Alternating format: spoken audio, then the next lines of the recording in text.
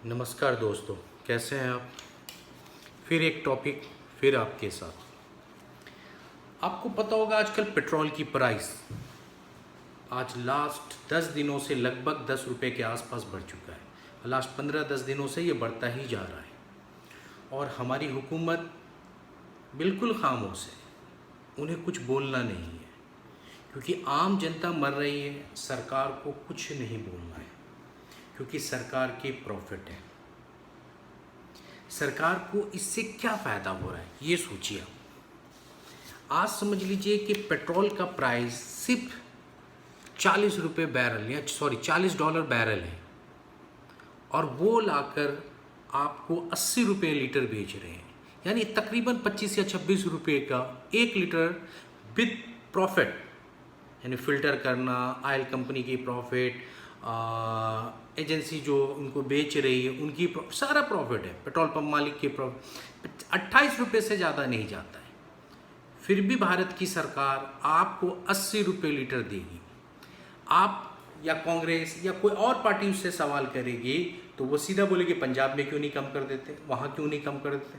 अरे पंजाब में कम नहीं है तो कैसे पंजाब करेगी। आप बढ़ाते जाइए और दूसरे स्टेट गवर्नमेंट जो आपकी सरकार जहाँ नहीं है उनको बोलते हैं कम करिए, ये कैसे पॉसिबल होगा।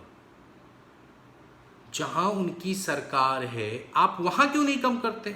वही लॉजिक आप पे क्यों नहीं आता है जो दूसरी सरकारों पे आता है, वहां आप खामोश हो जाते हैं। ऐसा क्यों, आप सोचिए ऐसा क्यों हो रहा है। याद होगा टाइम ऑफ मनमोहन सिंह, आप लोगों से यूपीए की सरकार 2 और यूपीए 1, जहाँ पे पेट्रोल जो कच्चा तेल मार्केट से आता था तकरीबन 125 बैरल डॉलर प्राइस था। फिर भी हिंदुस्तान के अंदर डॉक्टर मनमोहन सिंह ने आपको 70 से 75 रुपये लीटर दिया। उस वक्त की जितने भी एनडीए से रिलेटेड पार्टी थी, बीजेपी थी और बीजेपी के नेता थे, जिसमें ख़ास करके स्मृति ईरानी का नाम सबसे ज़्यादा आता है, वो सिलेंडर लेके रोडों पे आ जाती थी। आज वो कहाँ है, आज उनसे कोई सवाल क्यों नहीं हो।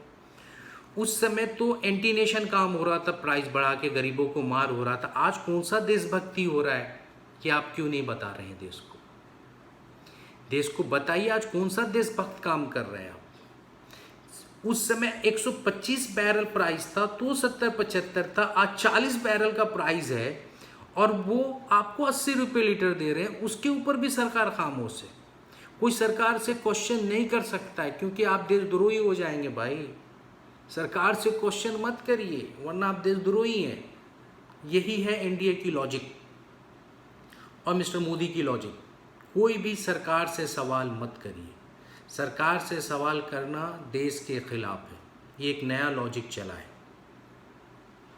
पेट्रोल पे क्यों नहीं बात करें, गरीब मर रहे हैं, हम आपसे सवाल ना करें। आपसे सवाल नहीं करेंगे तो किन से सवाल करेंगे साहब, बताइए। जनता ने आपको वोट दिया है, आप ही बोलते हैं हमको सारे लोगों ने वोट दिया, तो सब आपसे सवाल कर रहे हैं। आप खामोश नहीं रह सकते हैं, आपको जवाब दीजिए। आखिर ये पेट्रोल की प्राइस क्यों नहीं कम हो रही है। आप बार बार बरगलाने की कोशिश मत करिए। आपसे एक सवाल पूछते हैं, आप दूसरी सवाल लेके चले आते हैं। आज पेट्रोल का दाम 80 रुपये क्यों है, इसके ऊपर आप क्यों नहीं जवाब दे रहे हैं। और ख़ास करके अपोजिशन पार्टियों में कांग्रेस ही एक ऐसी पार्टी है जो आवाज़ बुलंद की हुई है। बाकी तो पद सभी मोदी के भक्त हो चुके हैं, किसी अपोजिशन में ताकत नहीं बची है। अभी किसी आप क्यों नहीं अनुपम खेर, अभी 2012 का ट्वीट अनुपम खेर का निकालिए, 2012 का ट्वीट उनका पढ़िए, किस तरह से वो हमलावर थे यूपीए पे। आज क्यों नहीं है, क्योंकि उनके वाइफ को सिर्फ एमपी बना दिया बीजेपी ने, तो वो सवाल करने के लायक नहीं है क्योंकि उनकी वाइफ बीजेपी से एमपी है, चंडीगढ़ से।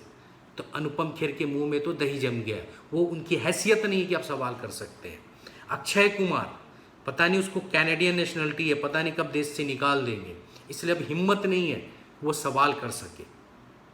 अमिताभ बच्चन साहब बहुत चिल्ला रहे थे यूपीए पे, मेरा ड्राइवर में लेट हो गया, क्यों आया साहब, मैं तो साइकिल से आया था। आज वो ड्राइवर क्या हेलीकॉप्टर से आता है क्या।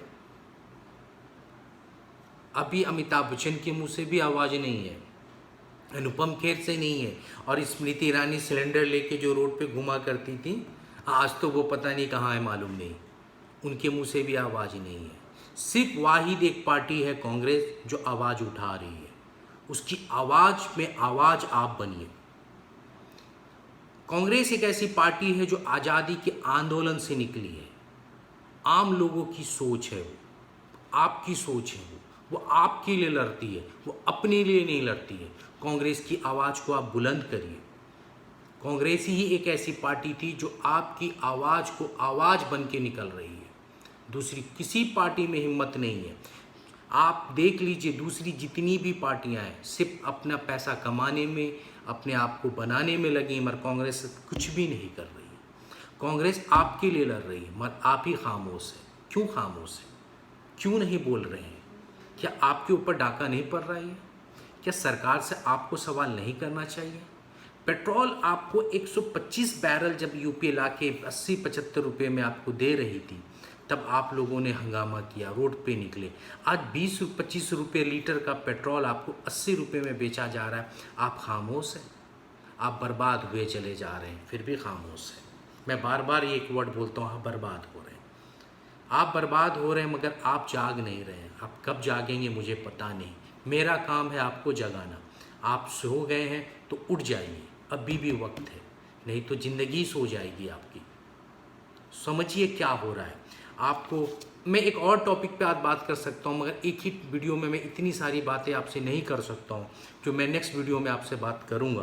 क्योंकि पेट्रोल की प्राइस इंसान के आम जिंदगी से जुड़ी हुई है। डीजल की प्राइस 70 साल में पहली बार हुआ कि पेट्रोल का प्राइस डीजल का प्राइस पेट्रोल से ज़्यादा है। कभी सोचा था आपने? आप लोग सस्ती सोचते थे, नहीं सस्ती है डीजल गाड़ियाँ ले लो। आज क्या है? पेट्रोल सस्ती हुई जा रही है, डीजल महंगी हो रही है।